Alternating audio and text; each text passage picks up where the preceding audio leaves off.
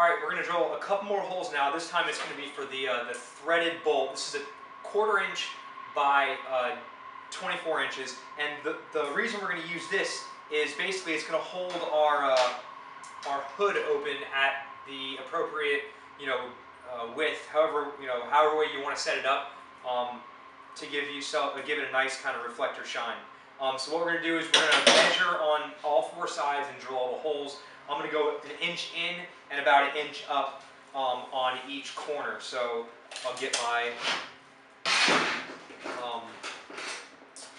tape measure and I'll go 1 inch in, 1 inch up.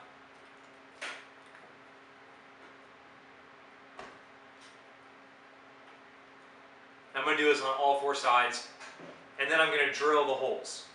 Okay, I have all 4 holes drilled, and before I go ahead and start threading the bolts in, what I want to do next is mark it for my hangers. What I have for hangers are, these are 3/16 by 2 inch eye bolts. And what I want to do is basically pull out my 3/16 drill bit, and I'm going to mark on each side of this off on the hood in order to get me a good spacing. I don't want it to be too close in, and I don't want it to be too far out, just to balance it out pretty much the same. So what I'm going to do is, since this is 24 inches, I'm going to go ahead and do 2 inches centered on both sides. So I'm at 2 inches marker.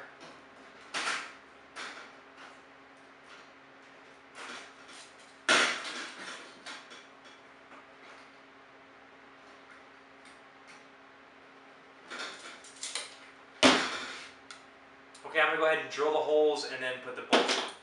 Alrighty, holes are drilled and the eye bolts are in. You can see on the top here. They're not very tight. I didn't notice that the bolts didn't go all the way up to the head of it, but hey, it'll work because once all I have to do is even it out, and it'll hang pretty even once I get it all dialed in, if you will. But I got my 1/4 inch by 24 inch threaded rod, and what I'm going to do is I have 4 bolts on it, 2 on the inside, I'm going to put 2 on the outside just to have it even out a bit. So I'm going to thread them in, kind of have to force it in the first time. Ooh, bad enough.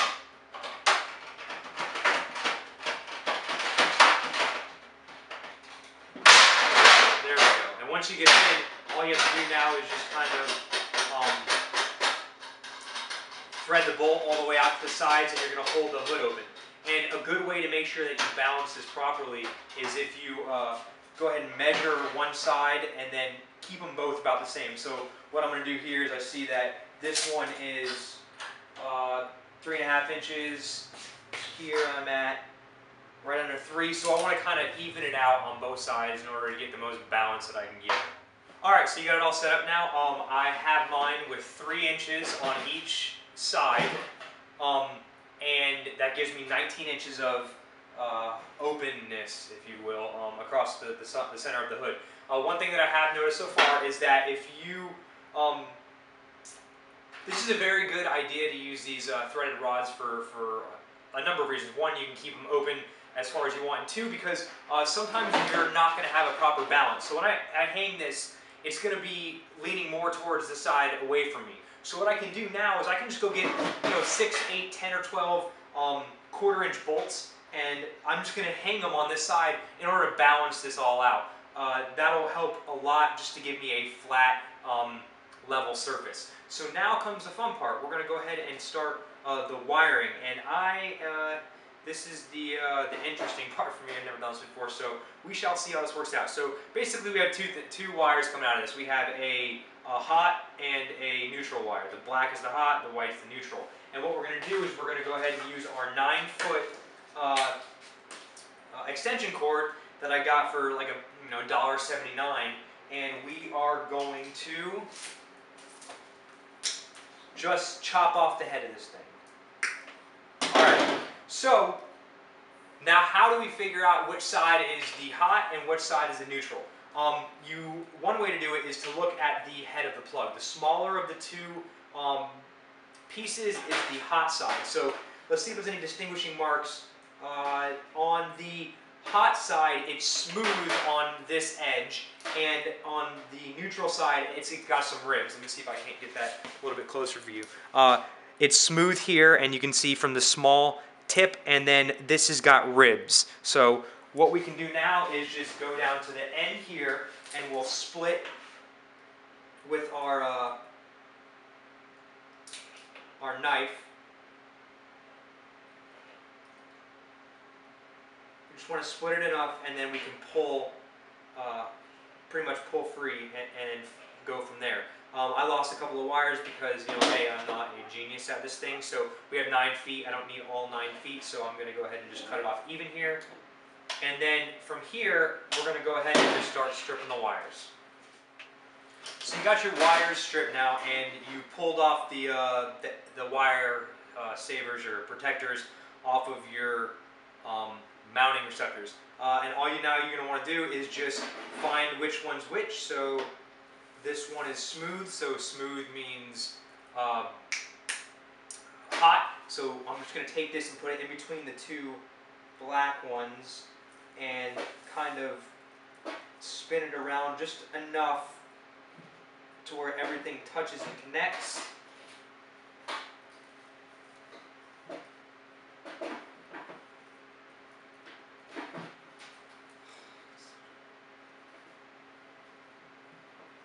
And I'm going to do the same with the white.